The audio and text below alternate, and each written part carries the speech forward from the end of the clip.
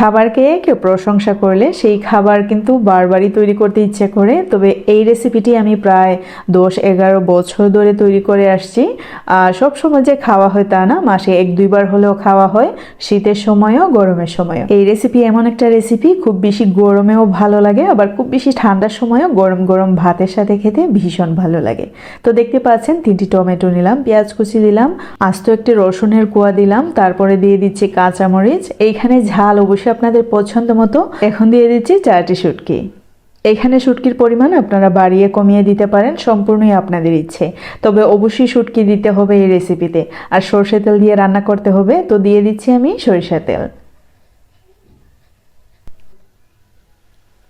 দিয়ে দিচ্ছি স্বাদ মতো লবণ। এখানে অল্প অল্প কিছুটা গুঁড়ো মশলা অ্যাড করে নিচ্ছি, কিছুটা মরিচের গুঁড়ো অ্যাড করে নিচ্ছি, আর দিয়ে দিচ্ছি হলুদের গুঁড়ো। এখানে 1/2 টেবিল স্পুনের চেয়েও আরও কম আছে, আপনারা দেখে নিশ্চয়ই বুঝতে পারছেন। এখন চুলার আগুন মিডিয়াম টু লো ফ্লেমেতে রেখে ঢাকনা দিয়ে দিলাম প্রায় 10 মিনিটের জন্য। 10 মিনিট পর দেখতে পাচ্ছেন সব কিছু কিন্তু একদমই সেদ্ধ হয়ে গেছে। এখন খুব ভালো করে নেড়ে নিচ্ছি আর টমেটোগুলো খুব ভালো করে ভেঙে নিচ্ছি।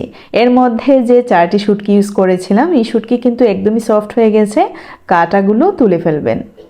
তাতে করে যখন আমরা ভর্তা খাবো তখন আর কাটা লাগার সম্ভাবনা থাকবে না। এই রেসিপির সাথে আমার অনেক স্মৃতি জড়িত আছে। এই রেসিপি মূলত মণিপুরিরা বেশি খেতে পছন্দ করেন, যেটা আমি বুঝলাম আর কি, কারণ স্টুডেন্ট লাইফ থেকে এই রেসিপিটা খাই। আর এই রেসিপি মূলত আমার বান্ধবীর কাছ থেকে শেখা, আর সেই বান্ধবীটা ছিল মণিপুরি।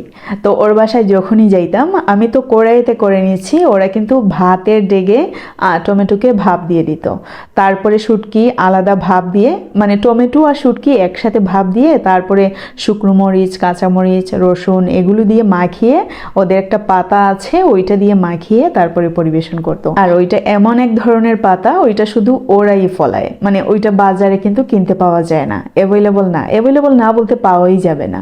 ওরা মণিপুরীদের নিজস্ব কিছু গাছ আছে, ওরা এরকম পাতা খেয়ে থাকে। শুটকির সাথে আমি এত পাতা খেয়েছি ওর বাসায়, তা বলে বুঝানোর মতো না। তো যাই হোক, ওইখান থেকে শেখার পরেই কিন্তু আমি এরকম আইতে তৈরি করি। একদমই ভাতের ডেগে ভাপে বসানো আসলে আমার কীরকম লাগে, তাই জন্য আমি কড়াইতেই করে নিই আর কিছুটা পরিমাণে সরষে তেল ইউজ করি। That's it. এইখানে আপনার পছন্দ মতো মশলা ইউজ করতে পারেন। আমার মনে হয় শুটকি রেসিপিতে হলুদ আর মরিচের গুঁড়ো ছাড়া আর কিছুই মানায় না। তো হচ্ছে এরকম পেস্ট করে নেওয়ার পরেই আমাদের ভর্তা সম্পূর্ণ রেডি খাওয়ার জন্য।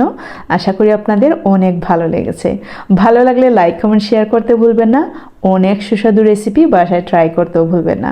সো আজকে এ পর্যন্তই। See you in the next video. Till then bye, আল্লাহ হাফেজ।